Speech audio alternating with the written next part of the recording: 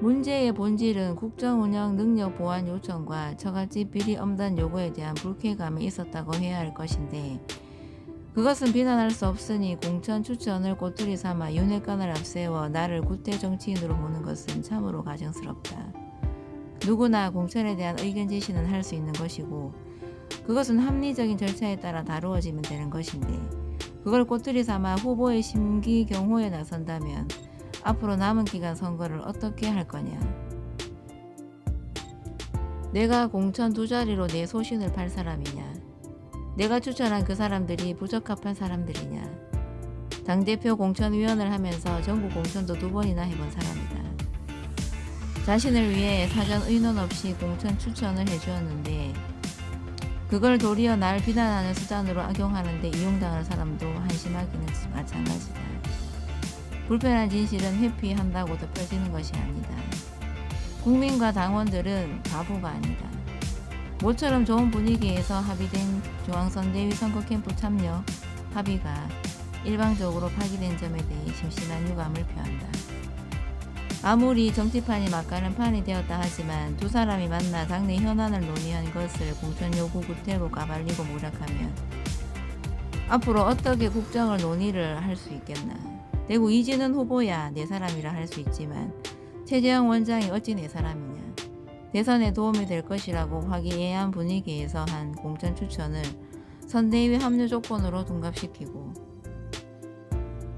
대선 전략 논의를 구태로 몰아 본질을 회피하는 모습은 아무리 생각해도 그건 아니다.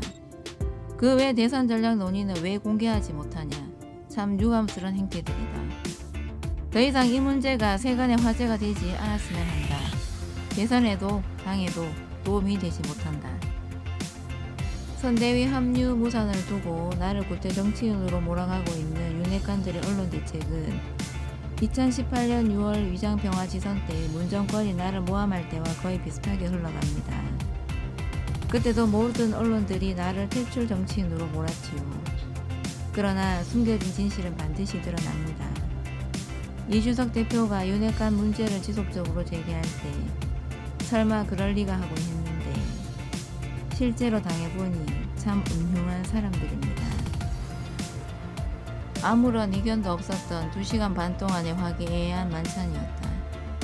공천 추천 문제는 막바지 가서 1분도 소요되지 않았고 그 외 향후 대선 전략에 많은 것을 논의했던 보람된 만찬이었다. 그런데 이튿날 느닷없이 수하들이 나서서 잠깐 제안했던 합류 조건도 아닌 공천 추천 문제를 꼬투리 잡아 나를 구태 정치인으로 공격하고 순진한 최재형 원장까지 동원해 나를 비난했다. 다른 건 몰라도 합의 결렬의 원인에 대해서는 바로 잡아야 한다. 그런 모함 정치를 해서는 안 된다. 정치 신인 홍준표에게 타임머신을 타고 과거로 돌아갈 수 있다면 해주고 싶은 말은 그냥 변호사로 있을걸. 홍 반장님, 오늘 뉴스에 나오신 거 보고 속상했어요. 유유. 오늘 뉴스에 나오신 거 보고 오랜만에 영상으로 뵈니 반갑고 너무 좋았는데요. 홍 반장님 음성이 너무 기운이 없으신 것 같아 속상했습니다. 유유. 제가 해드릴 수 있는 건 없지만 그래도 기운 내셨으면 좋겠습니다. 그리고 늘 건강하세요. 고맙습니다.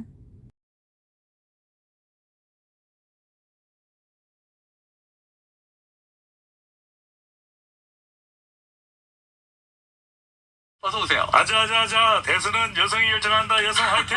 어서오세요. 아자아자아자 대선은 여성이 결정한다 여성 화이팅. 어서오세요. 아자아자아자 대선은 여성이 결정한다 여성 화이팅.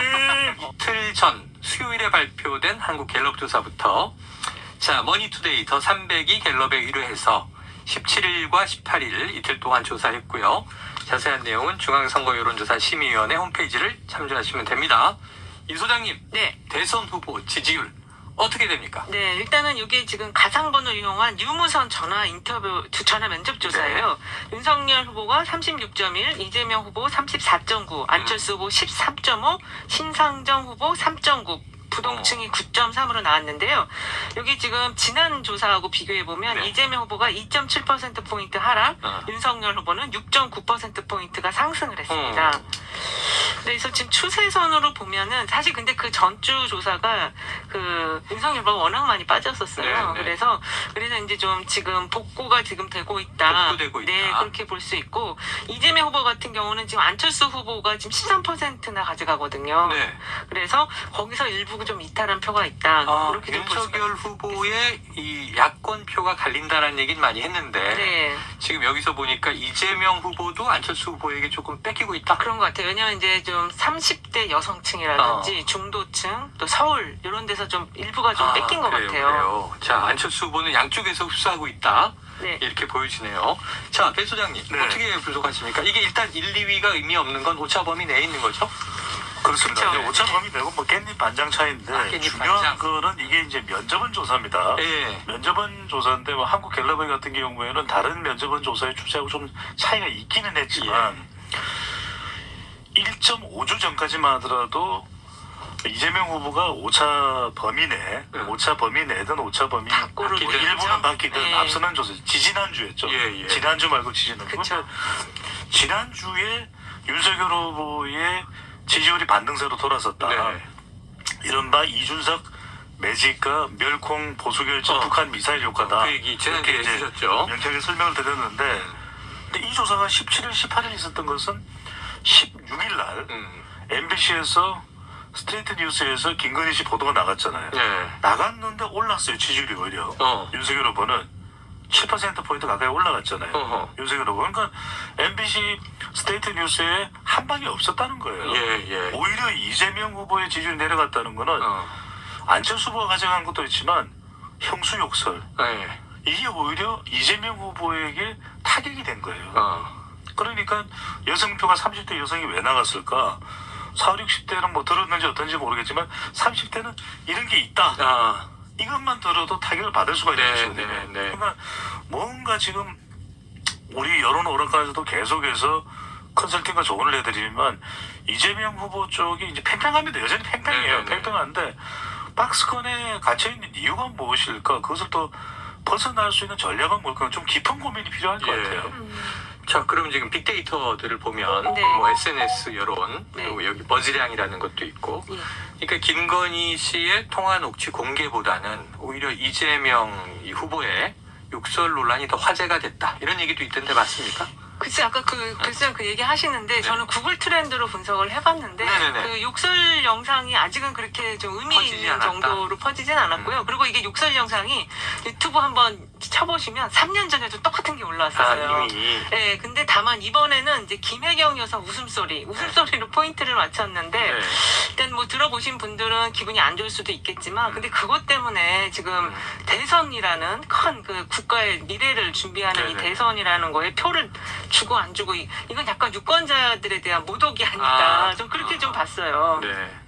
그러니까 이게 빅데이터 상의 추세가 중요하거든요. 왜냐하면 여론조사는 특정 시점에 조사를 하지만 쭉 이제 빅데이터 분석은 선으로 이어지는데 그래프가 이어지죠. 지난 한 열흘 동안에 10일부터 20일까지의 빅트렌드 분석 도구인 썸 트렌드를 통해서 분석을 해서 형수 욕설과 김건희 통화 이 검색으로 들어가 보면 그러니까 한 화요일 경쯤에 김건희 통화가 한풀 꺾이고 형수 욕설이 부각이 되는 거예요. 부상이 되는 거예요. 그때 이렇게 크로스가 되는 거죠. 그렇죠. 그러니까 이제 몰랐던 사람들에게는 결국 어느 한쪽 일방으로 가지는 않겠지만 네. 형수 욕설에 대한 주목도가 발생을 했다. 네. 이건 이재명 후보 쪽에서 충분한 좀 대비를 사실은 했었어야 되는데 뭐 상관없다. 과거에도 뭐 이거 뭐 들어봐야 별 변화 없다. 어. 근데 그렇지 않을 수 있거든요. 네. 그리고 아직도 김건희 씨의 이 통화 녹취도 아직 끝난 게 아니에요. 그렇죠. 끝날 때까지는 끝난 게 아니기 때문에 이제 어느 한쪽이 더 유리하다가 아니라 피장파장입니다. 아직도 김건희 씨의 이 통화 녹취도 아직 끝난 게 아니에요. 그렇죠. 끝날 때까지는 끝난 게 아니기 때문에 이제 어느 한쪽이 더 유리하다가 아니라 피장파장입니다. 아직도 김건희 씨의 이 통화 녹취도 아직 끝난 게 아니에요. 그렇죠. 끝날 때까지는 끝난 게 아니기 때문에 이제 어느 한쪽이 더 유리하다가 아니라 피장파장입니다. 그러니까 얼마만큼 이 부분에 대해서 실질적으로 여론에 반영되고 있는지를 정확히 냉철하게 좀 알 필요가 있겠죠. 네, 이 조사 진행한 17, 18일은 이번 네. 주 월화니까 그렇죠. 일요일 저녁 MBC에서 이제 스트레이트 통화 녹음 공개가 있었던 직후예요. 예, 그러면은 이제 윤 후보 지지율에는 악영향을 줄 거라는 관측은 벗어났다. 그렇죠. 자, 그런데 오히려 이 통화가 긍정적인 영향을 줬다라는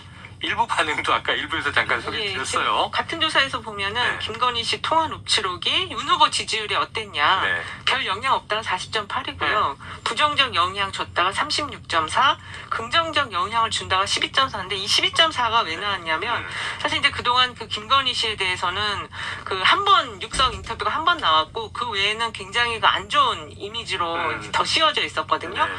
그런데 이번에 통화 녹취가 육성이 나온 거예요. 근데 들어보니까 뭔가 좀 쿨한 면도 있고 그렇게 좀 느낀 거죠. 네, 네, 그래서 이게 여장부 이런 표현을 그래 또 지금 쓰기도 원더번이라는 게 얘기가 원더번이 있고, 별명이. 네, 그리고 뭐 팬카페 증가 네, 이런 네. 것들이 기사가 나고 있는데 그래서 일단 윤석열 후보의 어떤 그 뭐랄까 이게 순한 이미지 네. 약간 그런 거 있는데 그 거기에 이제 말 잘 듣는 남편 이런 이미지가 좀 있나 봐요. 아. 젊은 층은 또 그렇게 보나 봐요. 그래서 거기에 이 김건희 씨가 상당히 뭔가 좀 이렇게 아까 남편을 이끄는 김진태 전 의원은 또 가스라이팅이라는 표현을 쓰고 가셔가지고 그런 거죠. 말 잘 듣는 남편이 그 역으로 표현하면 그런 네. 거예요. 가스라이팅. 가스라이팅 그러니까 빵 터지잖아요. 이게 왜 중요하냐면은 그러니까 이게 접근 자체가 또 차원 자체가 좀 어긋나 있는 거예요. 뭐냐면은 결과적으로 통화 내용을 듣는다는 것은 개인적인 대화인 것이고 이건 결과적으로 감성적인 평가가 이루어지거든요.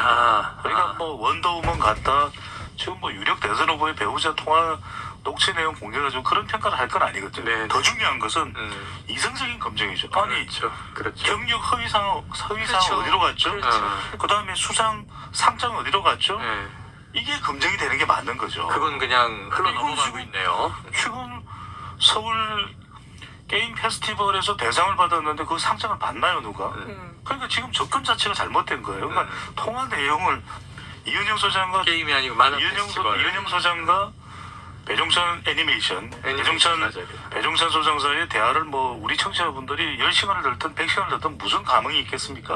네. 그러니까 이제 대선 후보의 배우자면 이성적 검증이 이루어져야 되겠죠. 이게 감성적 평가로 간 것 자체와 잔뜩 기대를 걸고 있었다는 것 네, 자체가 네. 잘못된 거예요. 그래서 사실은 그 방송 직후에 이번 주 내내 그 네. 녹취록 분석이 있을 때 좀 심각한 문제가 됐던 건 이제 미투에 대한 인식이라든가. 그렇죠. 네.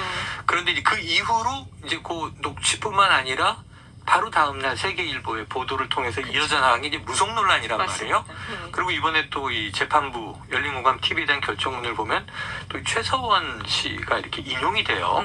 국정농단 때도 이 무속에 대한 국민들의 관심, 이건 알 권리에 대한 부응이 맞다.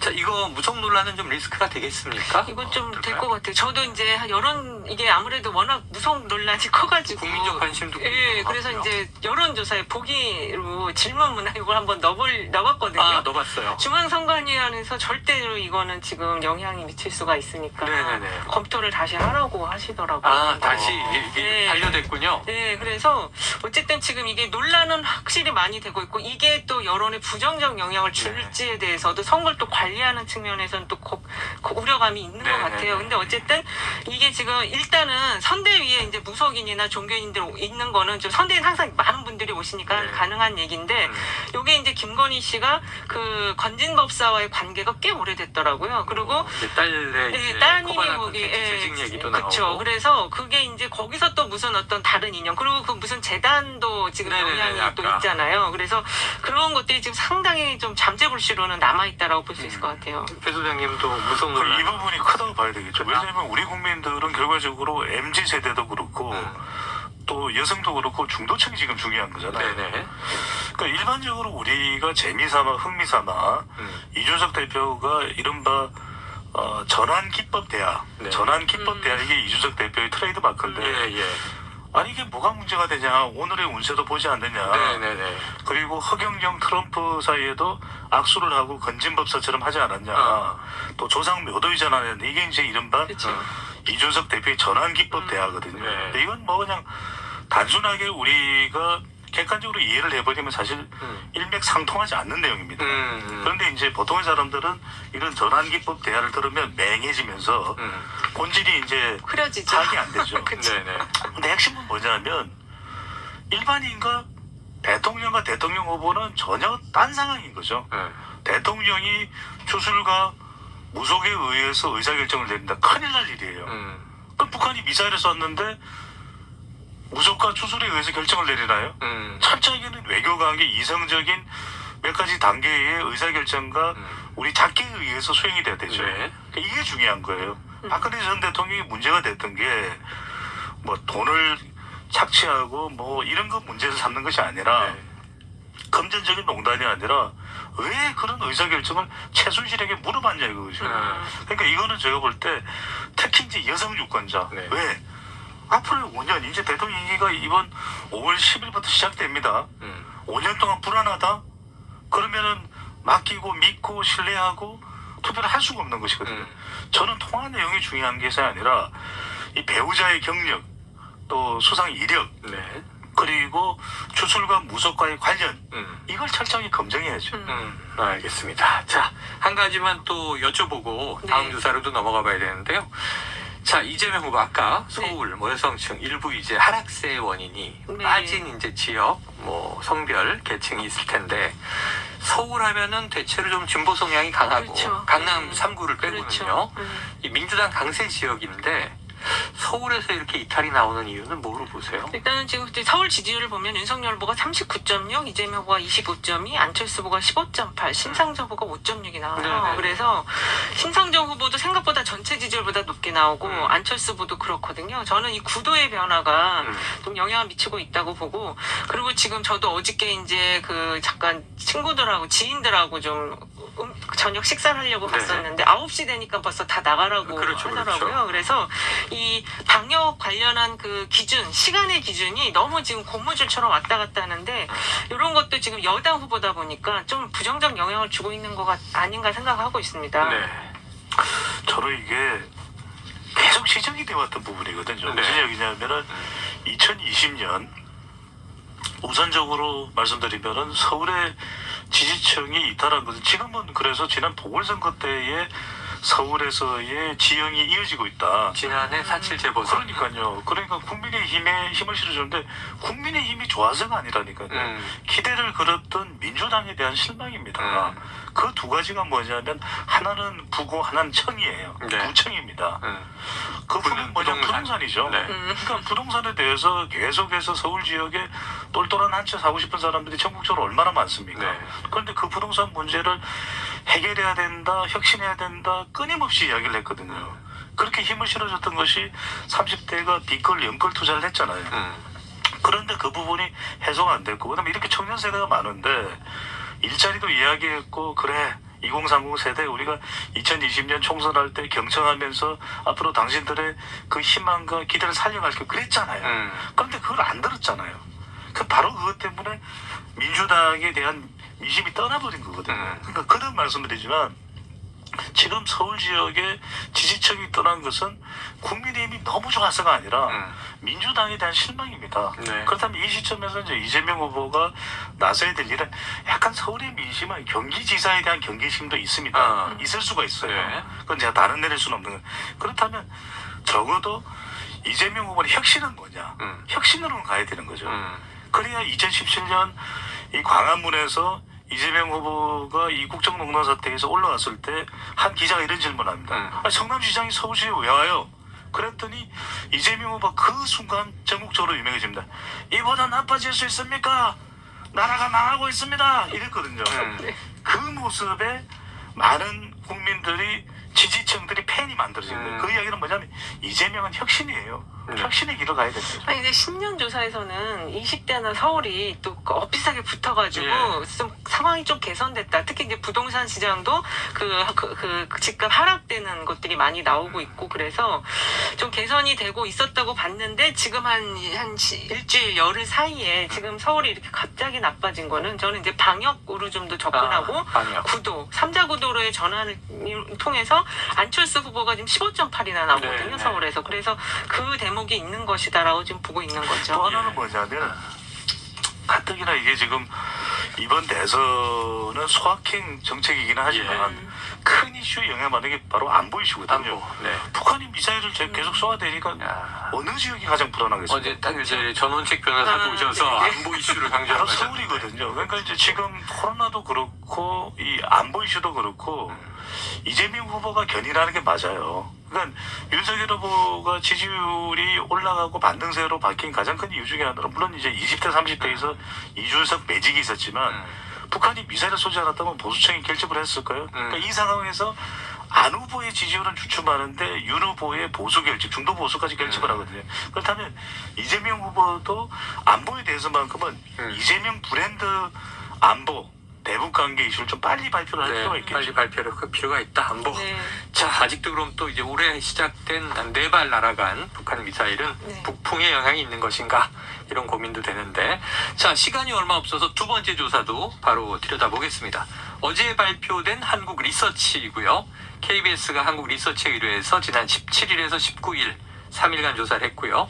자세한 사항은 중앙선거여론조사 심의위원회를 참조하시고, 자, 배 소장님, 네. 이 결과는 어떻습니까? 차기 대선에서 누구에게 투표할지 물어봤는데 이 조사는 앞에 한국갤럽의 조사와는 다릅니다. 결과를 보면 이재명 후보가 34.5%, 네. 윤석열 후보 33%, 깻잎 반장 차이죠. 그러네요.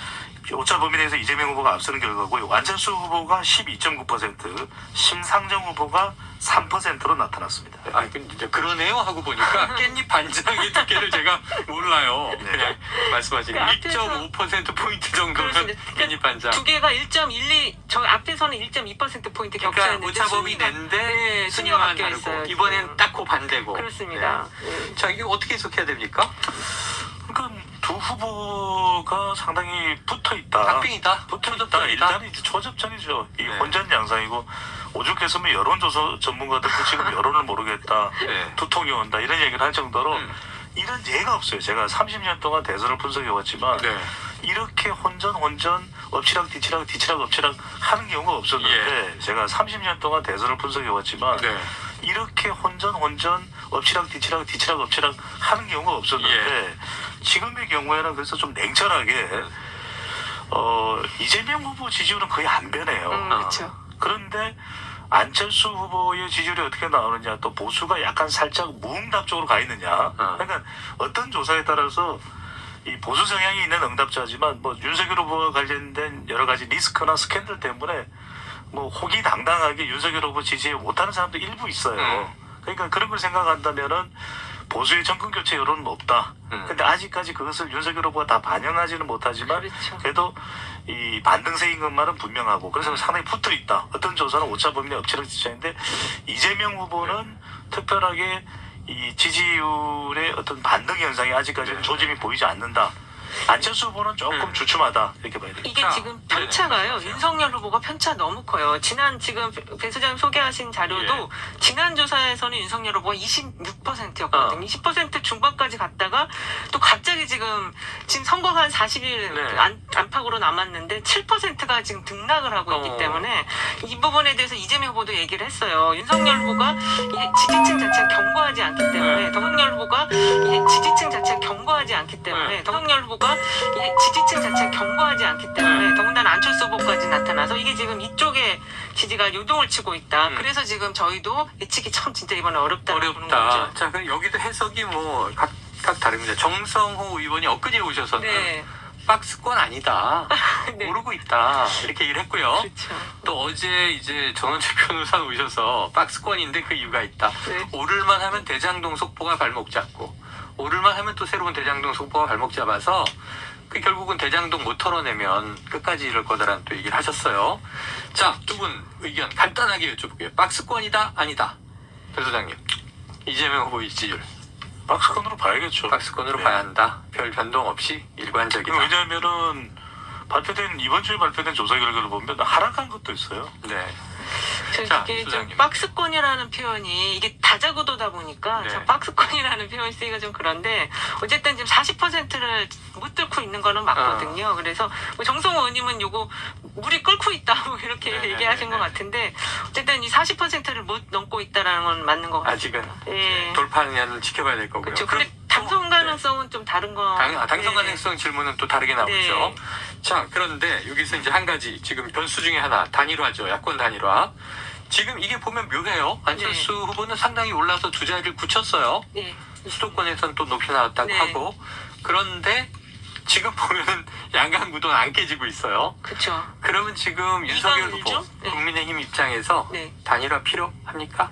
국내인 입장에서는 제가 볼 때 어저께 이제 홍준표 후보하고도 좀 원팀을 하려다가 지금 약간 깨졌잖아요. 깨졌죠. 파열을 나와. 단일화도 그런 패턴으로 가지 않을까. 왜냐면은 그 지금 안철수 후보 지지율이 참 애매한 지지율이에요. 네, 네. 단일화를 힘있게 밀어붙이기에는 조금 애매하고, 뭔가 부족하고 모자라고. 예, 그렇다고 지지율이 좀 빠지지도 않고 이런 안 상황이어서. 하기에는 또 불안하고. 네, 안 하기엔 또 불안하고. 그래서, 근데 이제 앞으로 이제 시간이 가면 갈수록 그 국민의힘 지지층 더 결집을 할 것이고, 네. 세가 워낙 크다 보니까, 그렇게 되면은 단일화 협상을 같이 앉았다가도 어저께 이제 홍준표 후보 아. 사례처럼 나중에 뒤에서 다시 또 뭐, 깨질 수도 있고. 네, 다른 말을 해갖고, 공개하지 말아야 될 말을 공개해서 깨질 이준석 수도 있다. 대표가 영 호의적이지 않아요. 그러니까요. 이게 뭐냐면은 네.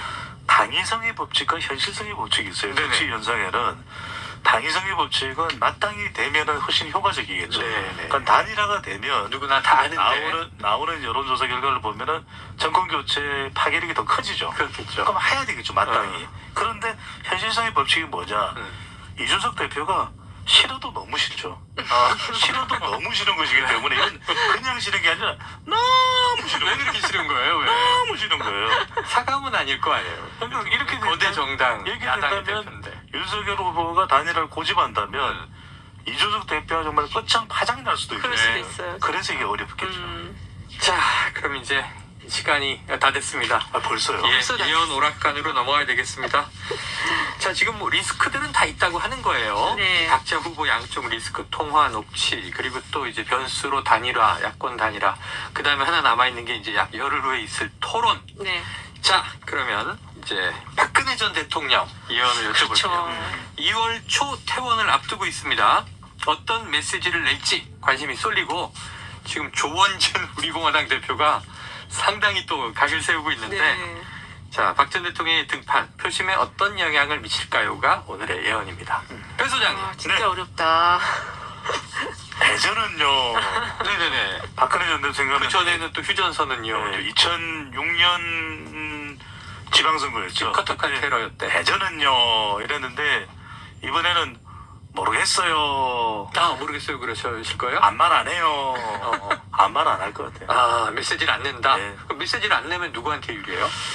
그러니까 이게 종잡을 수가 없는 거죠. 그러니까 이번 대선은 오리무중이기 때문에 네네. 박근혜 전 대통령도 그냥 오리무중에 놔두겠죠. 오리무중이다. 자, 그럼 이 소장님. 그때 그 옥중서신 나왔을 때 박 전 대통령이 직접 했는지 모르겠지만 집도끼 다 나간다. 아. 이렇게 경거망동하지 말라고 얘기한 적이 있어요. 어. 그랬을 때 그걸 봤을 때는 어쨌든 그래도 보수가 승리할 수 있는 발언을 조금 하시지 않을까. 꼭 많이는 이제 안 할 윤 것 같아요. 후보라고 얘기를 안 해도 네네. 그렇습니다. 알아들을 수 있게. 그렇죠. 네. 저는 오히려 그렇지 않을 수도 있는 것이 그렇지 않을 수도 있다. 오히려 박근혜 전 대통령이 다른 얘기를 안 하면서 그런 말 할 수가 있죠. 괘씸한 사람들이 있어요.